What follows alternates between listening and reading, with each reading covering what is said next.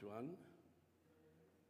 Thankful for the Lord for blessing us, that we can be together this morning. It's such a lovely day in Cape Town. It's one of those warm days. And so we are all very lightly clothed this morning because we contemplate that it's going to be maybe too awkward when we are heavily clothed.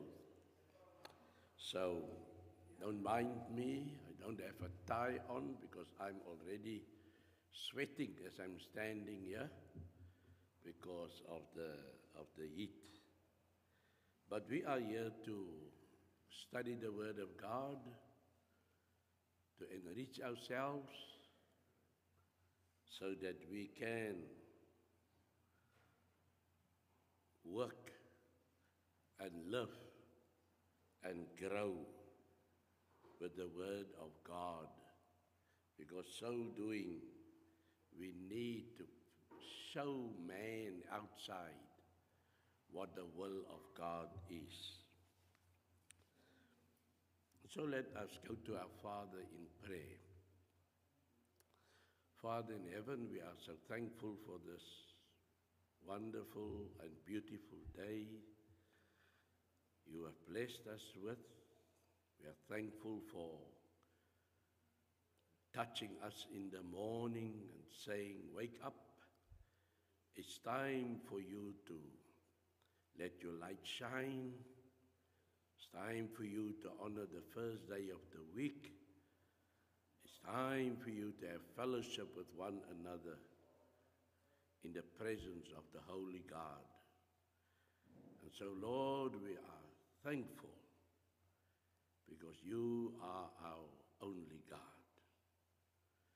This morning we are mindful of those that are still traveling. Give them safe traveling mercies. Also, we are mindful of those that are struggling health-wise. And in this time I'm praying, Lord, that each one of them knows where their help comes from, that the help is from the Lord who made heaven and earth. And we are in His care. And so, Lord, I pray that in this morning they will be able to say, this is the day which the Lord has made. I will rejoice and be glad in it, no matter our circumstances. And so, Lord, I pray for strength. I pray for wisdom. And Lord, I pray even if there's hope of healing, that you will stretch forth your arm of healing and that you will touch their lives so that today can be better than yesterday. The prospect of tomorrow is even brighter. I pray, Lord, for the church, always, Lord, that it would be a beacon of hope.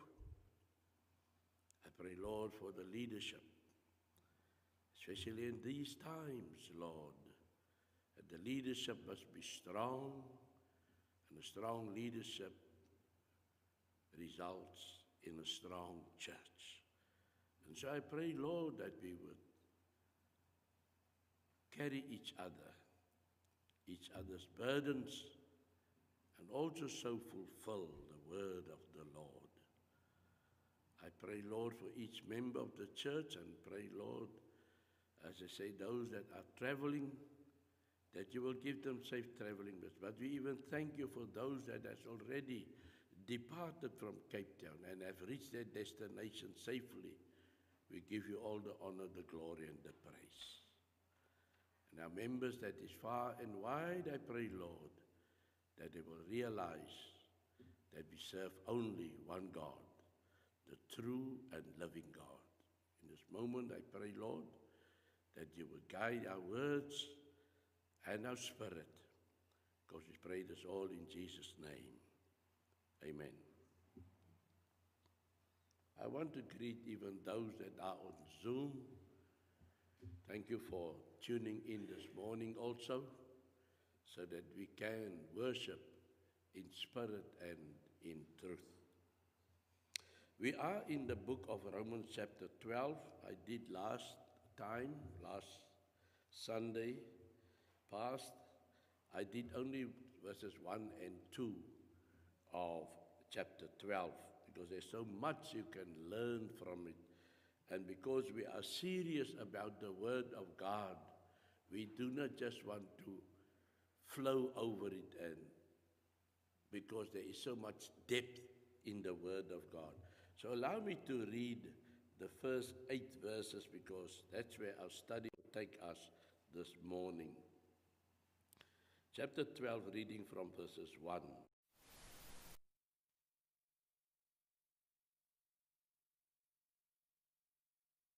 Bodies, a living sacrifice, holy, acceptable to God, which is your reasonable service.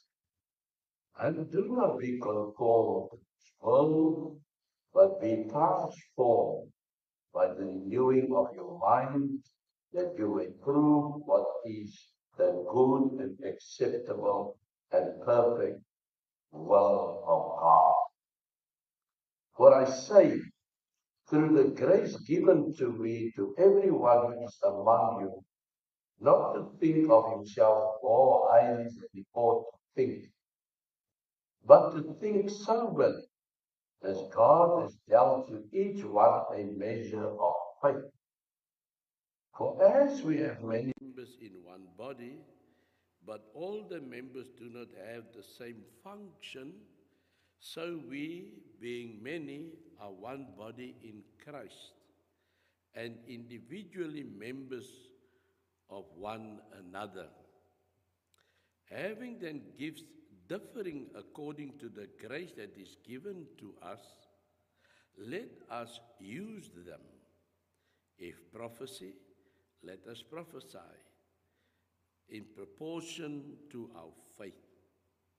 Or ministry, let us use it in our ministering. He who teaches, in teaching. He who exhorts, in exhortation. He who gives, with liberality. He who leads, with diligence. He who shows mercy, with cheerfulness. Thus far shall we read. So, as we have read last week, there was the total commitment, as we read in chapter 12, verses 1, where the Apostle Paul encouraged the brethren that you present your bodies a living sacrifice, holy and acceptable to God. That is total commitment which we have elaborated on, that our bodies must be a living sacrifice. Now, the idea is also that when they bring the sacrifices, the Jews, then the animal must be slaughtered. He is alive, but then he's slaughtered, and then he is presented as a sacrifice. But here, the word is living sacrifice. That means we continually are that sacrifice, or we at all times must be ready. You see, there were rules about the sacrifice, that it had to be a 1-year-old, it had to be healthy, it had to be without blemish, and so on. So you must make sure that when you buy the animal that needs to be sacrificed, the onus is on you that you bring a healthy, acceptable sacrifice to the Lord. Now, we have it that Jesus used at one time a whip in the temple, because he called those robbers and so on, because the dealings was not honest. It was more a man-pleasing dealing than a God-pleasing dealing. And so that was what Christ was against, what happened the time there in the temple. because even when the people went out to choose for them a sacrifice, they would maybe the how can I say, the owner of the sheep, he would maybe put them in camps. This is your 200 rand lot, this is your 500 rand lot, and this is your 1,000 rand lot, and so on. And with the decrease in amount means that it is not actually acceptable. It may be an animal, but it is not an acceptable animal. And so most of them would maybe go for the cheap sheep, as it is more a case of it's the thought that matters. And so they wouldn't hurt themselves to get a high-priced animal for the sacrifice. But here, the Apostle Paul is using the word a living sacrifice, because there is no that we need to be slaughtered, or so we will always be alive, but we must know that we must have the requirements of the sacrifice. That I must take stock of myself daily as, am I worthy to be sacrificed for the Lord? Is there any dent in my faith? Is there any misgivings? Is there any things that I must correct in my life or so? Am I dedicated? You've got to keep on take stock of yourself. Every day you need to take stock of yourself. It's a matter between you and God. And so we must always have to be that living sacrifice. The other one is we must be holy. God says, I am holy, so you also must be holy. And we do know what the word holy means, and we must be acceptable to God. So that is total commitment, which we had in verses 1. And the other point is reasonable service, which it says, which is your reasonable service. Now, reasonable is, when we say total commitment, then we talk about there's no departing from it. It's this and nothing else. But when it's reasonable commitment, we can say, well, I do the best I can. That's our reasonable service. So we have total commitment and we have our reasonable service. Reasonable, I can say to myself, I've done the best that I am able to deliver to the Lord. Maybe the Lord in himself will find fault with me. Therefore, we are living in this time of grace and mercy, that we are not angels. We're prone to lie. We maybe I lie because of defending myself. I may do something wrong. I may buy something.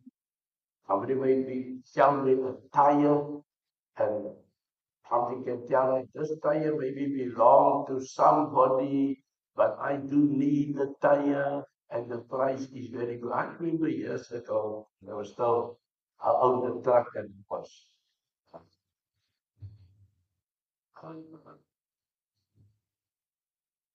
delivering bricks. And this person approached me and he had tire running and everything. Says next to new tire. Don't even think the tire was used.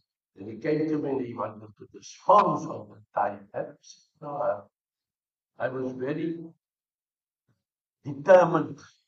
To be honest, I was very determined. I am not going to lower my standard by buying this tire. And I know this tire must be another guy's spare wheel that maybe I used to pay the guys. Always had money. That was a Friday afternoon. I had the money to pay my workers, those that offload the truck, and because I don't want to pay them near the location that were. So in a safe area, I paid them so that they can put the money in the shoes or whatever they want to hide. So I paid them. He saw. And so he came again with that, and then the price was much lower. And I thought to myself, oh, this is the really a bargain this time. And he said, then you got the money, man. Just buy it. Then I came in and I bought the time. Now, you see how, as I said, we are determined to be upright. You can just drop our standard and so, and somehow I dropped my stand and I bought. You know, the tire and everything. I tell you, that tire never gave me service. That tire, I think it was, if it was 1 week on the truck, it was long. It just, there's a distraction that I made and carry heavy loads. As I say, when this tire came in, somehow, I felt so guilty. I really said to myself, God is showing me I should never have bought this tire. It was never. I believe if I bought it through the tire agencies and so, I could have had it maybe 3-4 months on the truck before anything would happen. But that thing did not even 1 week that. And the baddest thing is, it disintegrated so that I could not even repair. And that was to me that I said, God showed me, I will not give you service. And just strengthened my that I will not lower my standards again. Anybody that comes to me want to sell me anything and my mind tells me this thing is wrong, I will not lower my standards again. So that was a practical, if I have to put it where the Lord showed me, this is not how you should do things. So as I say, reasonable. What is your reasonable service? So there I failed in my reasonable service. But it was also a lesson to. So this is what can happen to each one of us. We do, we do not go out on purpose to do things wrong. We do everything in our abilities to have that holy life before God. But something happens that we find about. We have got this. We've got this passage in that to use the word, this guidance that the Lord's ear is always available to our pleading and to our confessions and to, we say in Amerikaans, ons val ons skuld. So, verse 1 and 2 say, total commitment. It says that we need to be a living sacrifice, we will be holy, and we will be acceptable to God.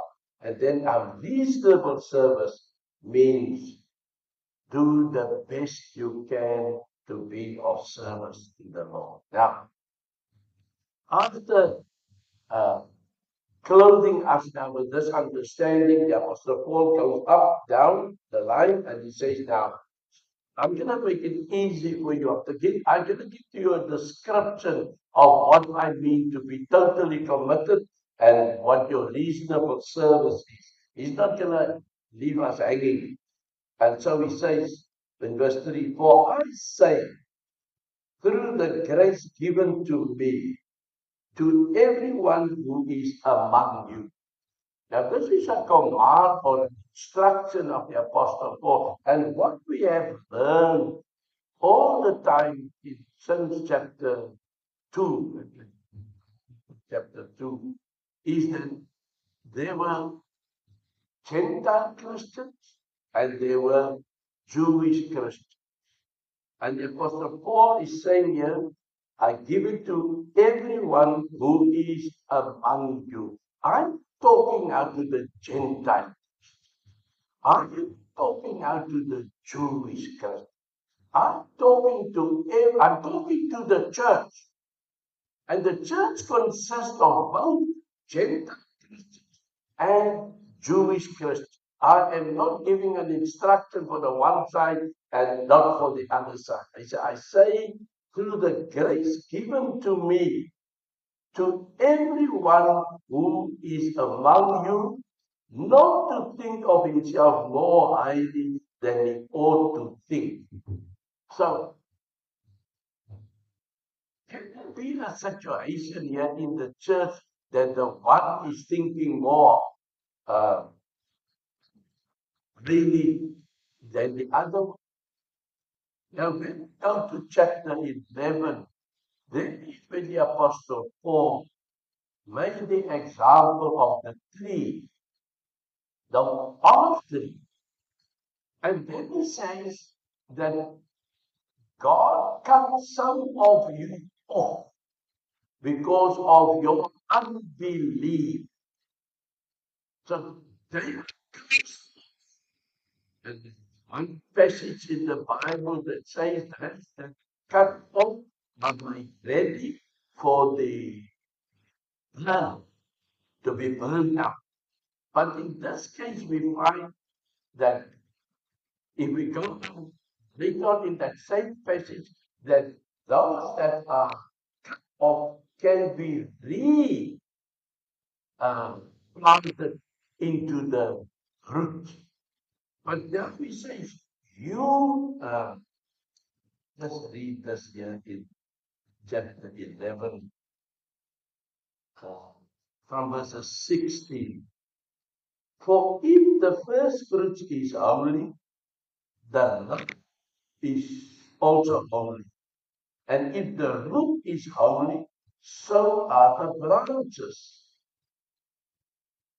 And if some of the branches were broken off, and you, being a wild tree, that you is now the Gentile Christians, being a wild olive tree, were grafted in among them, and with them became a partaker of the root and factors of the olive tree.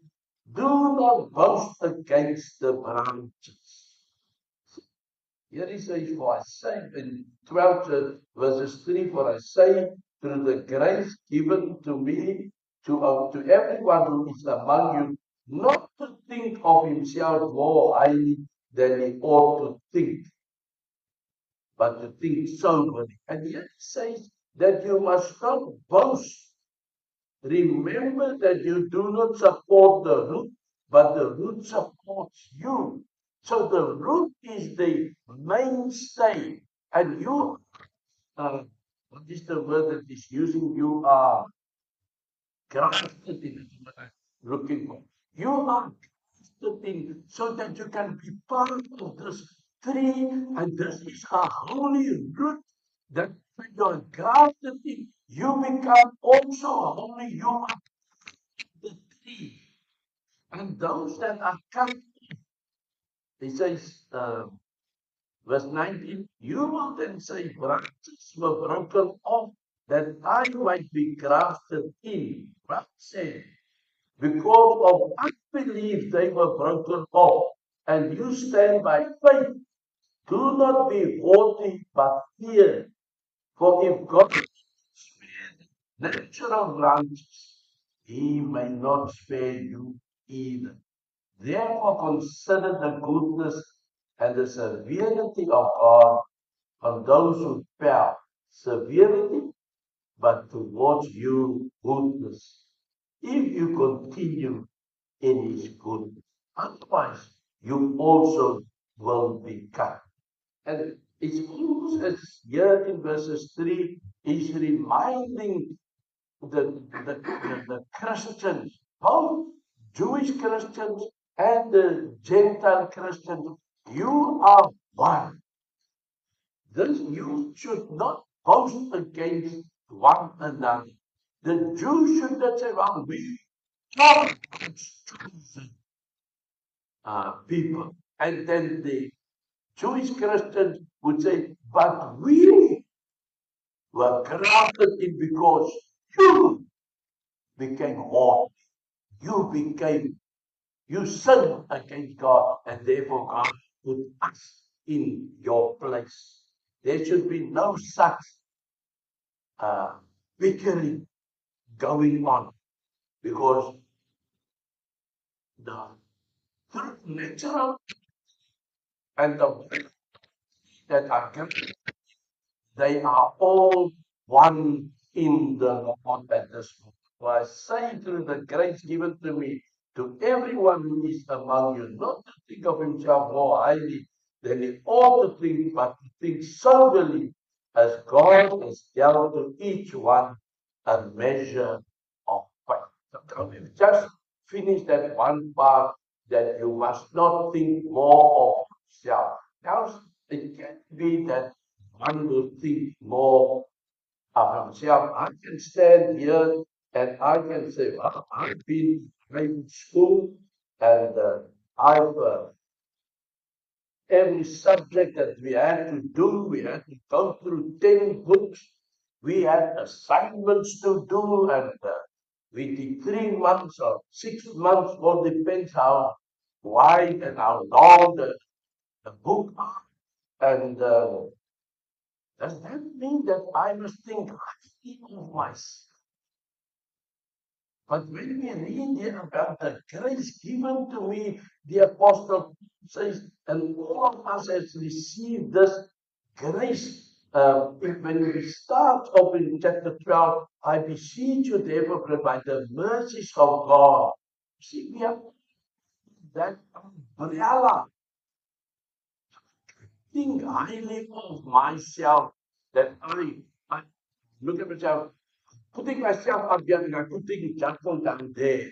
And he said, Jackal, you didn't walk the walk that I've been walking, man.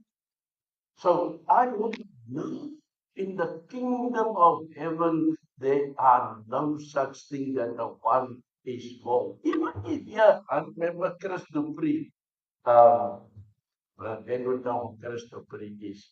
And so somehow he brought a paper that we had to write on. Then I saw all these windows. And they said, but Chris, I must address you as Dr.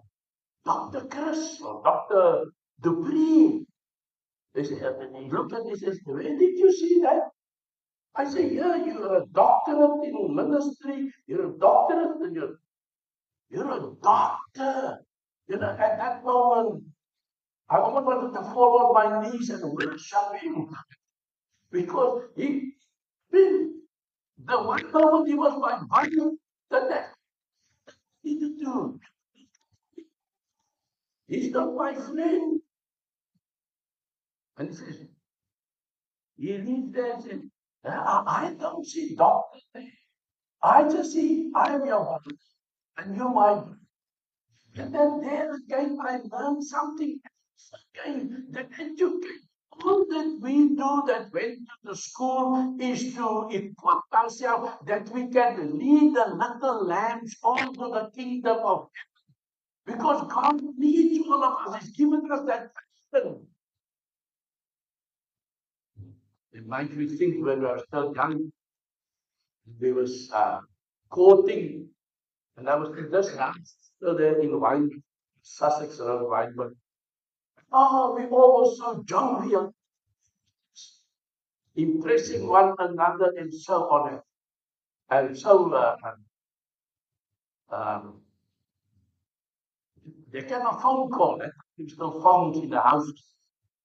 Answered the phone, and guy came and said, David, one of your patients.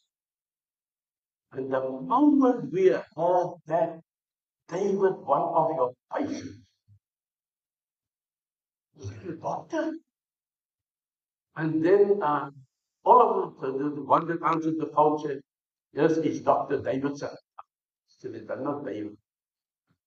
Maybe I get his name. His surname was Davidson. And I But all of a sudden that whole room was quiet. And so he came in and he sat down amongst us and he looked at us and he said, "What happened?" We realized we got the doctor in our midst.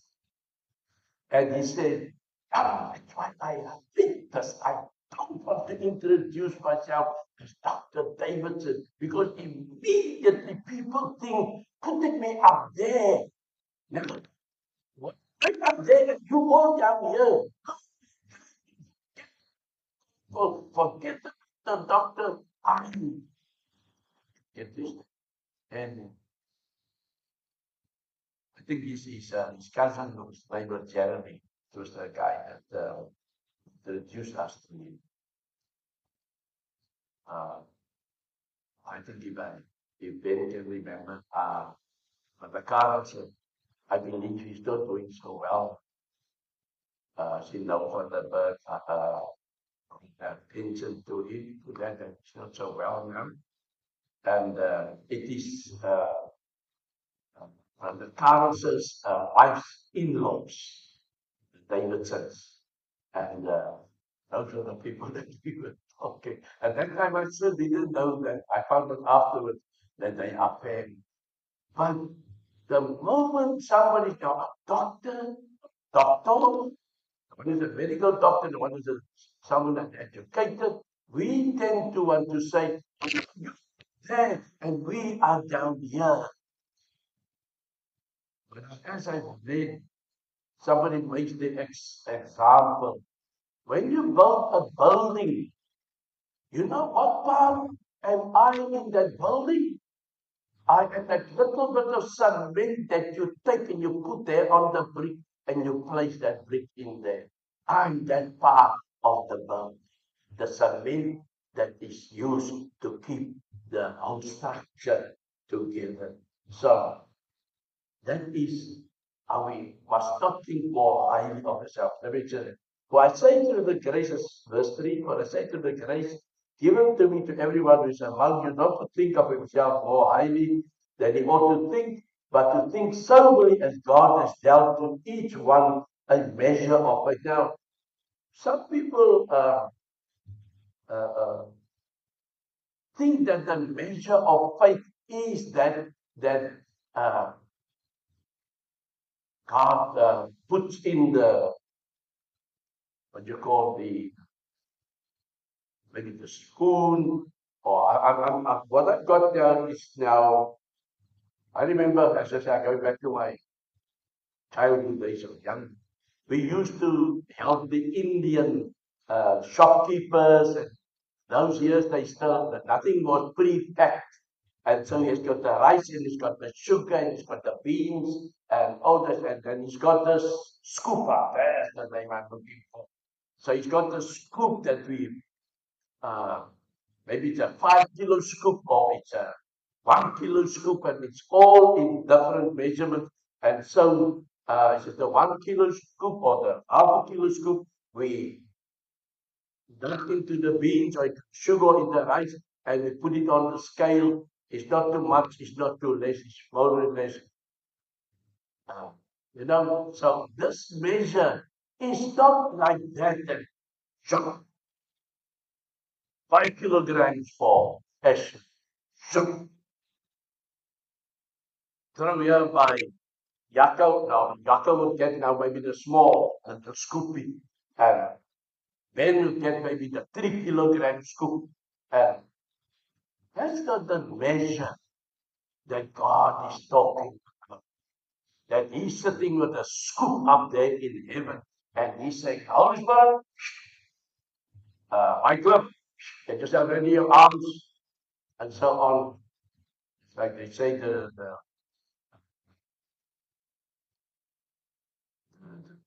when you grow up and they dish out sweets and so, then you only take one sweet. If you want to take two, but don't put your whole hand in and take it. This boy, little boy, always opened up his hand. And his mother says, no, I mean, I just open up my hand. The people are pouring it in. So I'm giving it is not that kind of measure which the Apostle Paul is dishing out here, that wherever to each one a measure of faith. As I've done the study, they say that the standard of faith. Faith is faith. You know?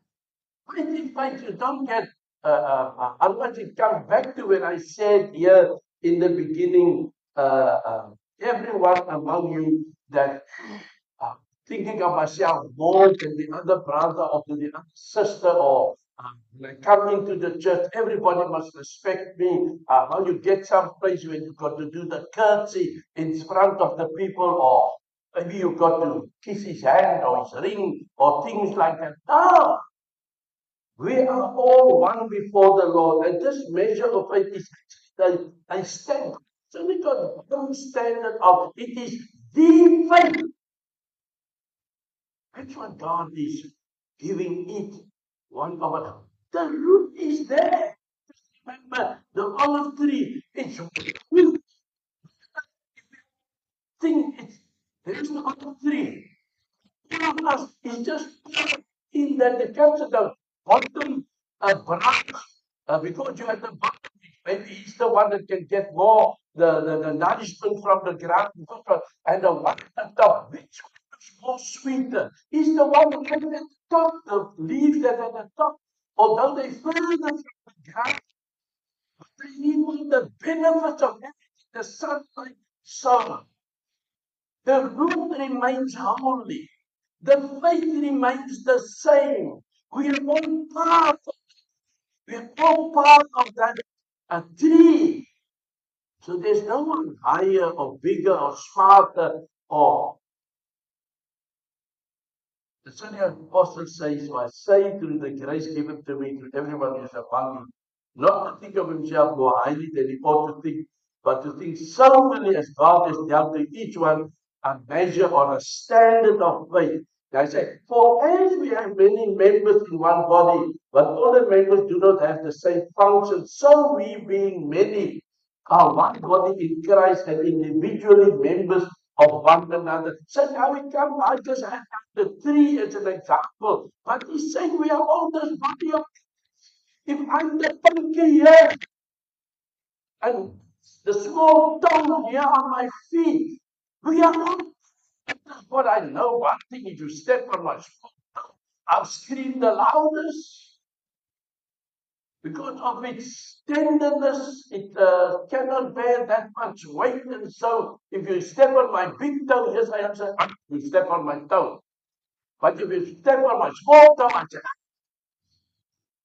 you see, but that is natural. But in God, it just shows that if you feel that you're a small toe, cry out. But we are hands, we are legs, we are hands, we are toes, we are fingers, and all out, and all the function of the body, the thing is as necessary as the forefinger and the. So Paul, in his wisdom, he takes the body and he says, we all need one another. Then he goes, having then give nothing according to the grace that is given to us, let us use that. See, so all of us, this body, Paul says, will be a statue. No? Remember how you used to make a commitment and you always have to walk with your fingers like this. And if somebody sees, maybe your mind was not there and he comes past and he sees your fingers and of course and says, statue. And they, whichever way you are, you got to stand that way till he comes and touch you. Okay, break the spell.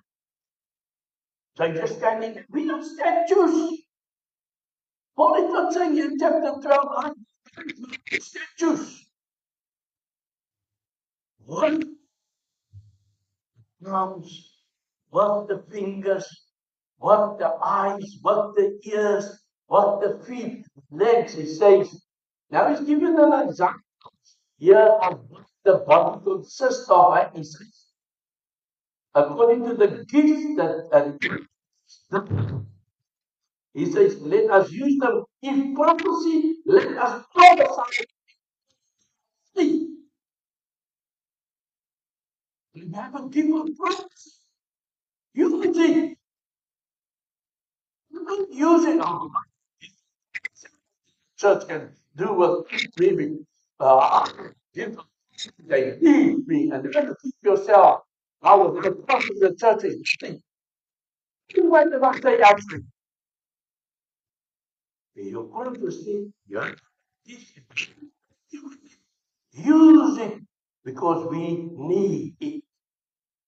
Then he says, for ministry, let us use it in our ministry. Thank God. She's got ministering and ministering means we are serving one another.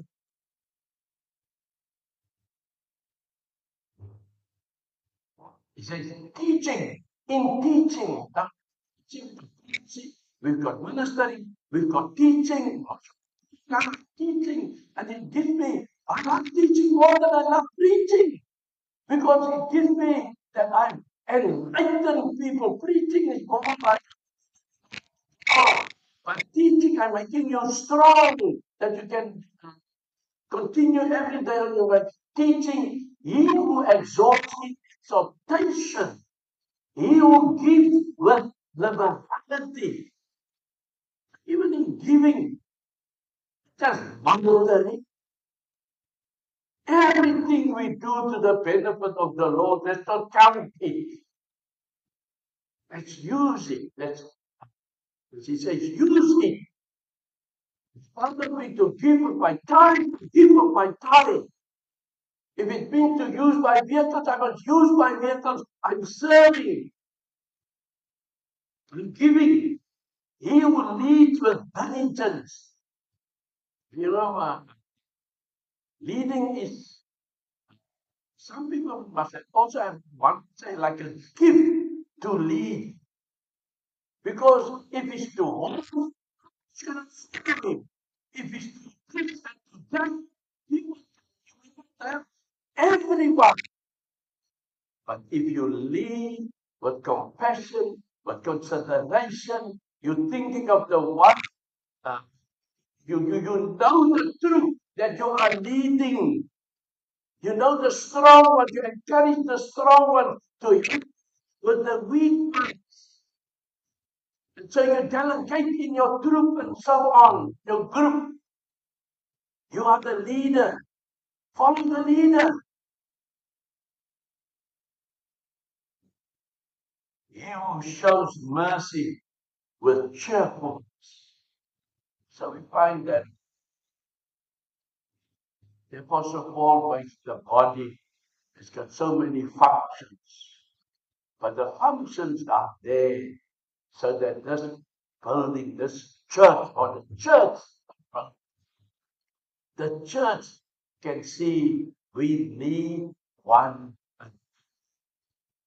That's it. Remember? Total commitment. As he has said here, living sacrifice, holy and acceptable to God. All this work that we've just been, the gifts that we have seen, that is given. Everyone has a measure of it, but it's a standard. God said, this is what we need in the church. And then a reasonable commitment. Use these, the prophecy, the ministry, the giving or the teaching, the exhortation, the giving, the leading, and shows mercy. That means we care for one. And we all do this. This can be such a beautiful gathering. That's what Paul is showing. Though you from the Jewish side, though you from the Gentile side, when you are together and you form that holy tree, Gentile and Jew fall away. Only Christian stands. Glory to God. So I pray the Lord that we will continue our commitment, all truth and honesty before the Lord, and that we will diligently serve Him and show mercy. Let us pray. Thank you, Heavenly Father, that we have had this blessed hour which we can encourage one another through the Scripture. We see the realized work that the Apostle Paul was doing, but even today, Lord, we need these words to ring into our ears, ring in our ears, and that we can be that honest tree which is totally committed to you. I pray, Lord, that for the service that will follow the Bible study, praise, plead for everyone that will have a part in it, that will be done to the honor and glory of your great and holy name. To Jesus that I pray. Amen.